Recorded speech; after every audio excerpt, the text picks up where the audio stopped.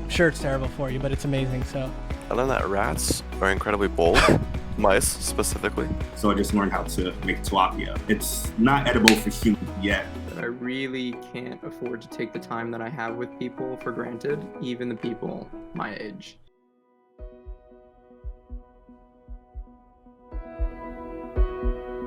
okay, guys, welcome to another Monday morning. We have a couple of new faces, so let's give them all like a warm welcome, please. Thank you very much for joining us. We're super happy to have you, and I think there's a lot that you're going to learn from everybody here.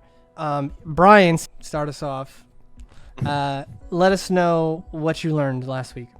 Well, and they already know this, but he bought this pack of plugins for After Effects called AE Juice, like over Black Friday, and we never like tried it until last week when we had something that we could use it on. So I looked at the tutorial for it and I started using it. I was freaking mind blown, and like it saved me so much time. It makes everything look so pretty, and there's like plugins for like everything, and it's so customizable, and it is like the best thing ever. And I used it for like a day, and then I was so impressed that I went and bought a copy for myself immediately the day after. And I've been using it ever since, and it's so nice. To explain, like the pack of plugin has a lot of different kind of packs. So it has like stuff for motion, stuff for typography, stuff for they have like animated emoji that you can plug into whatever you're doing. So, but like one of my favorite thing is the motion one, because even though like I can make all of these stuff that's in a plugin from scratch, but it's gonna take me like 5 minutes at least to animate something to look good. Whereas with the plugin, it already has the animation that comes in, so all you have to do is drag and drop onto your element, and it'll like, come in and like do whatever, popping in and out, whatever that you wanted to do. So it's a massive time saver. I'm going to take a little credit, okay? I saw it on Black Friday, and I thought it looked impressive, mainly for the variety of sort of tools that it had, and I just took a gamble on it.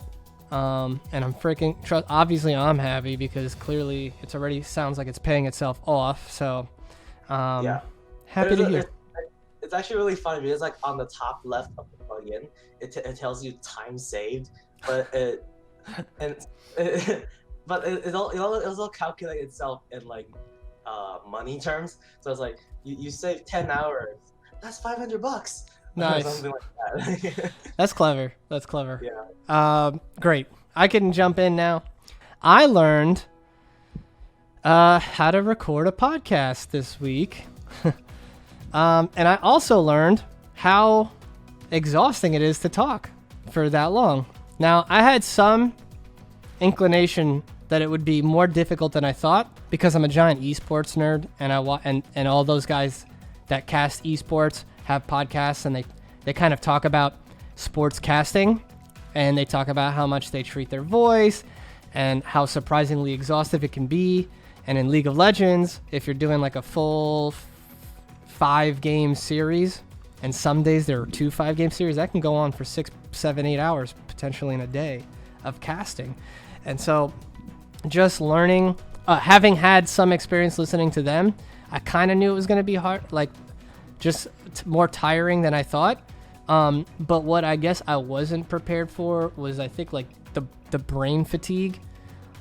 Like by the end of the third one, we were both really foggy, and I was, I was trying to bring it with my like getting in there, some good questions, and just keeping the energy consistent. But it was hard.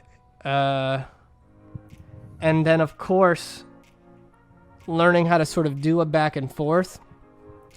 She's great, but I don't think she's not used to like bouncing it back to me and stuff like that.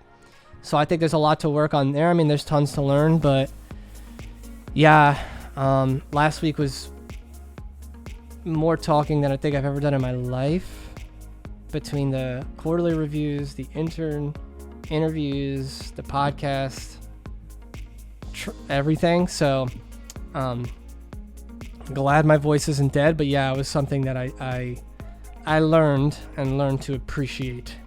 So that's what I picked up last week. All right, You guys ready to go? New people, thumbs up if you're ready.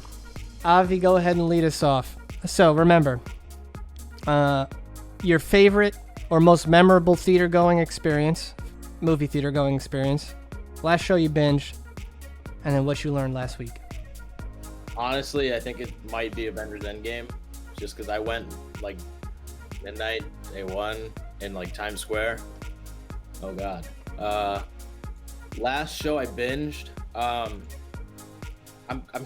just sort of began binging True Detective, season 1. Before that, I finished season 2 of The Mandalorian,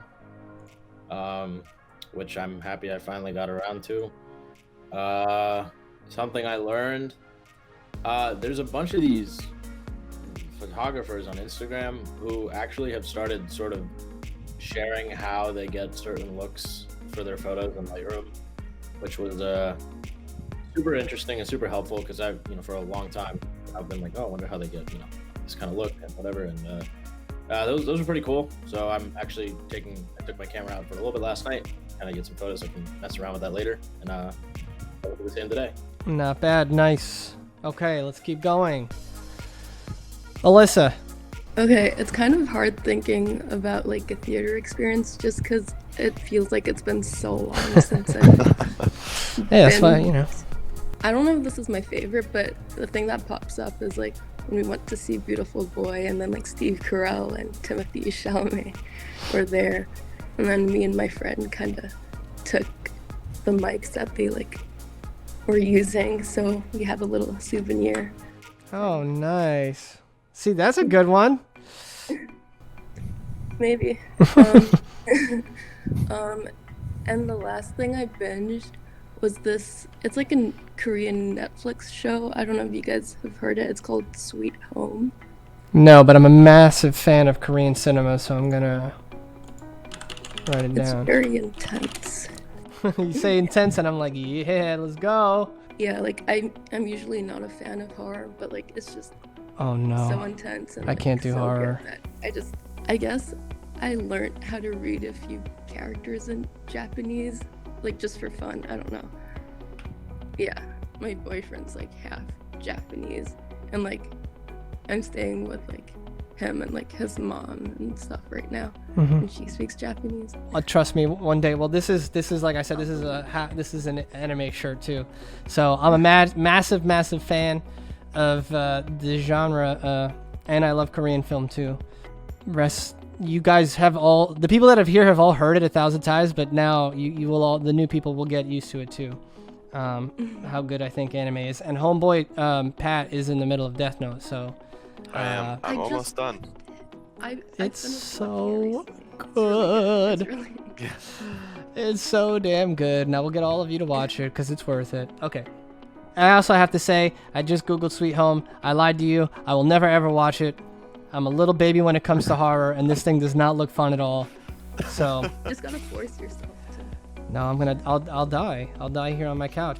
On that note, Pat, why don't you go ahead and let us know what you've learned last week. I learned that rats are incredibly bold, mice specifically. Yeah, I had a mice problem. I used to have a cat, so for the last 4 years in New York City, I have never seen a mouse or a rat anywhere around my apartment because of the cat. But now I don't have the cat anymore. So yesterday, 2 days ago, I heard crunching behind my stove. I was like, oh god, what the hell is this? It's maybe gas or some water, something in the wall. And then within a day, they have now come out from under the stove, crawled all over my stove and pans. And at one point, I was at the desk, which is across my entire apartment from the stove. And at night, one of them just crawled next to my foot. Oh, and I just yeah. ran away. And they're just bold. They've just taken over my entire place. So now, I'm getting an exterminator coming in tomorrow.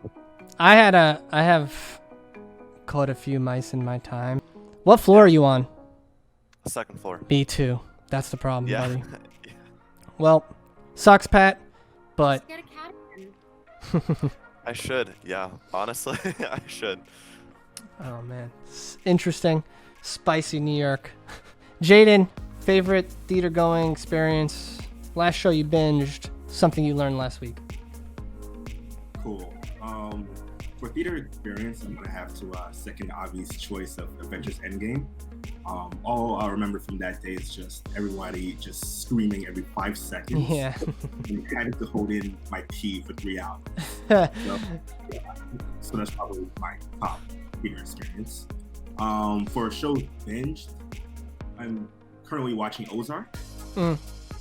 Yeah, it's every episode is just anxiety inducing, so I'm not sure if it's your type of show or not, but it's just very freaky stuff going on. And safer thing learned. So since the New Year's, I've become a pescatarian because I have to like lower my cholesterol and all that. So I just learned how to make tilapia over the weekend. It's not edible for humans yet, but it's on its way. So we'll see how that goes. What do you cook with it? So flour, adobo, and green pepper. Nice. She said adobo. Man, I'm Puerto Rican, and I'm not really supposed to have that anymore. But when I go home, I'm just like pour it on everything. It's and for those of you, probably most people don't know what it is. I don't even know like what is in it. It's a unique blend of spices that is literally makes everything taste good. I guess I don't know. I'm sure it's terrible for you, but it's amazing. So. I'm with you there. I have to share because it's funny that you guys talk about Endgame. When you guys did that midnight experience, did you guys have to were you able to like book your seats? Yeah, see, I'll tell you about mine. And it was for sure The Dark Knight in IMAX at midnight, but we didn't get to book our seats. So we showed up to this theater in the Palisades Mall, which is the biggest IMAX theater in New York, at like 9 a.m. as soon as the mall opened. It was, it was like in the back of the mall. And we put out our chairs, and I remember I read The Dark Knight Returns, Frank Miller's, that day. I never read it. My buddy brought him. He's like, are you ready for this? And we were just doing that, and we were just running through the mall all day doing random shit so that we could be the first persons in the theater. And I had, which just so you know, the best seat in an IMAX theater is the furthest back row dead center. By virtue of like how the screen is set up, and in Lincoln Center it's going to be the same because Lincoln Center I think is almost as big or just as big as the Palisades one. And real quick, thumbs up if you guys have seen The Dark Knight. I'm hoping that I don't have to ruin any. Okay, so when they kill off Maggie Gyllenhaal, Rachel. yeah, when that chick died, dude, the whole theater, nobody thought that was possible. Like genuinely, everybody hit the floor, and we all lost it because we were like, he tricked. It was like the coolest. It was the best thing. So I kind of know, like, I think Endgame had a lot of those kind of moments too, I'm sure. So, like for you guys, but that like the Batman series and Christopher Nolan in particular was like the most hype thing when I was coming up, and like Marvel had just started with their stuff. So I think it was like stuff that was close to it was like Iron Man 1. Like we're going that far back. So yeah, it's pretty great. Sophie, what did you learn this past week? So this Saturday, I did these interviews for this PSA that we're making here. It's essentially, my dad wants to make this PSA that's taking the angle of wearing masks as a patriotic act. And so then we came in and did a production meeting with it with Dale, an alignment meeting, and then realized that the story was going to arc around this interview of my uncle, who's a veteran, and my cousin, who just joined the National Guard.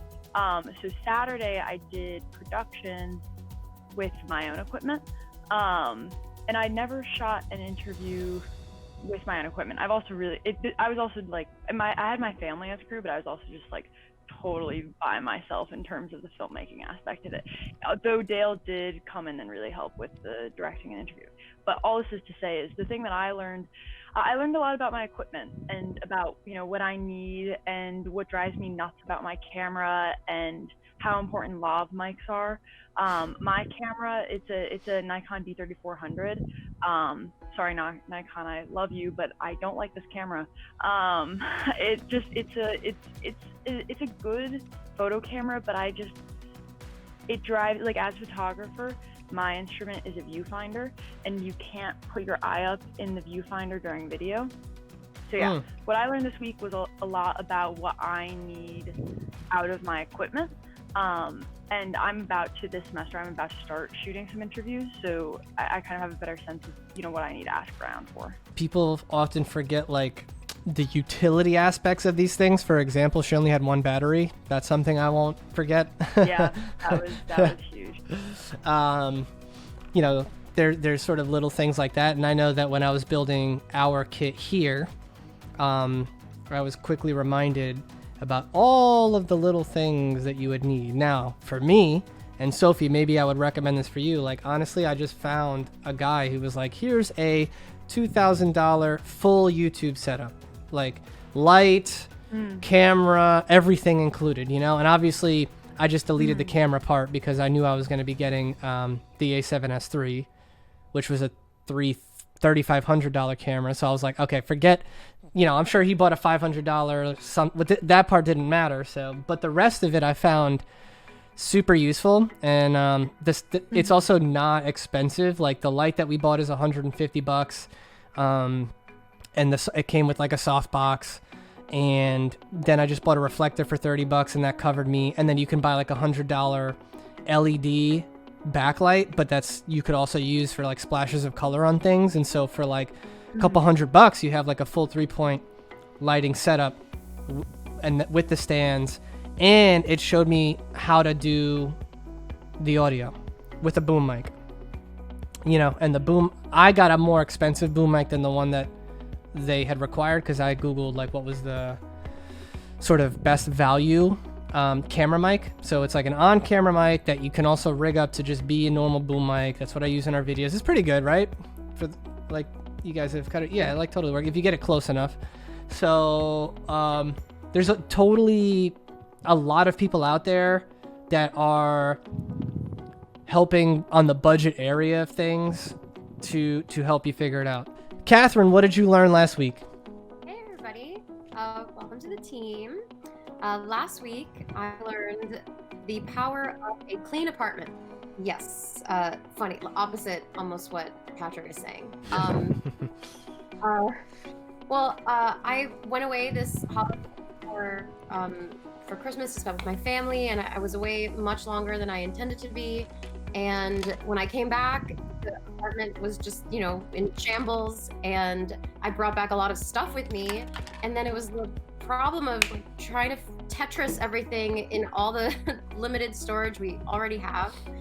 And I didn't get to organize right away because I was here. And so I finally this weekend just like dove headfirst into it and just found the perfect thing for everything. And it also made me think of how materialistic we are, and what we have just weighs you down. I really don't like that feeling. One of my biggest dreams is to go away for 3 months to Australia and do like a walkabout and just live only with my body.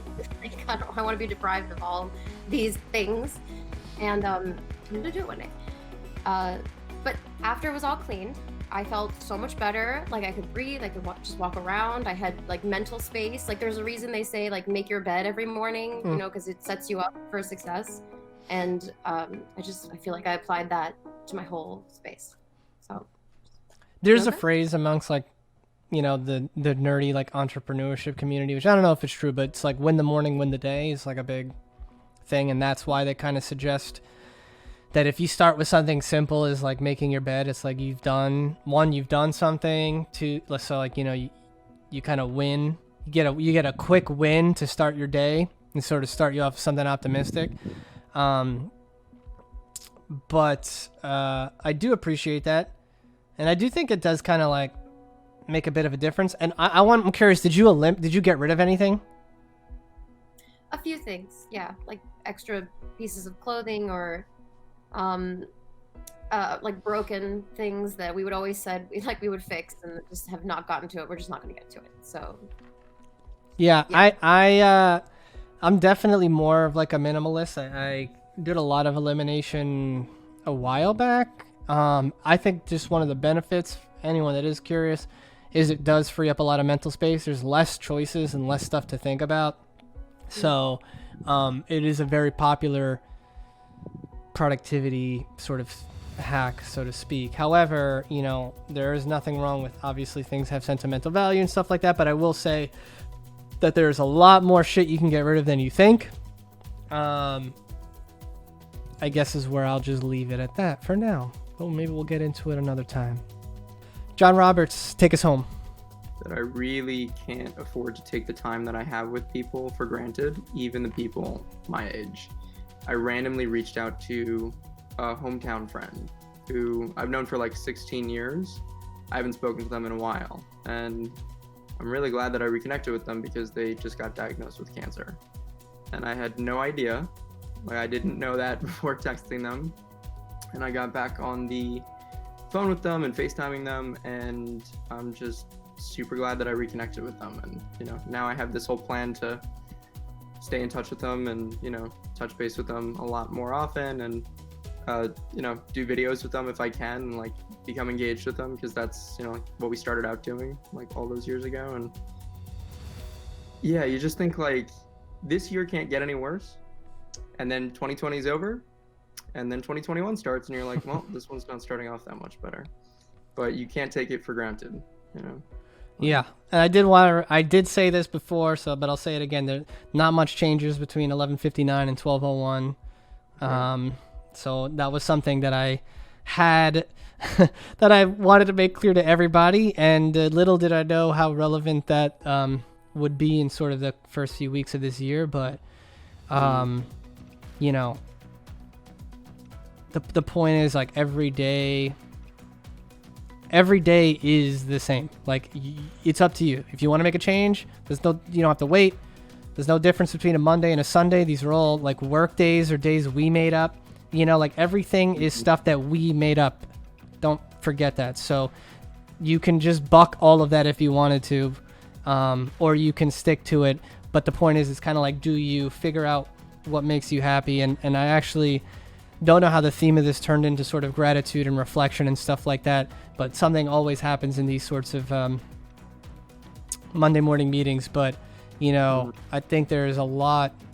I'm sure you're going to remember this experience, John Roberts. I would also say that a takeaway for me, just listening to him, is to kind of, like, I guess, I'm happy that you kind of, like, went for it. You know what I mean? Because it kind of takes courage to do stuff like hitting up old friends, or, you know, in the podcast we talked a lot about, you know, Melissa talks a lot about how a lot of the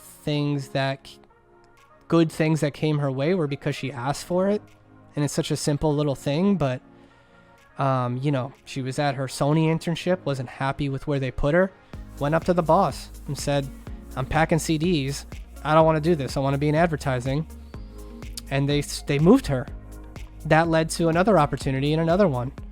And it kind of happens to her time and time again in her career, where sort of, we talk about it here, sort of making choices based on what you want instead of reacting to things that you're afraid of is like a huge proponent of kind of how we make decisions. And I think that John Roberts kind of all taught us a good lesson in sort of why. I mean, there's not that much to be afraid of on the other side, and most of the time, but I guess you never know, you know? And yeah, you definitely never want to take anything for granted, because so I'm sorry to hear that, of course, but I am glad that you're able to be able to do whatever you can, you know? Thank you guys all so much, of course, for sharing another Monday morning meeting. Let's freaking get to it this week. There's a lot to do, and for the new faces, a lot to learn. So let's just do another round of applause for everybody. Let's welcome the new team members, and let's go ahead and get ready for a great week. Thank you so much, guys. Peace.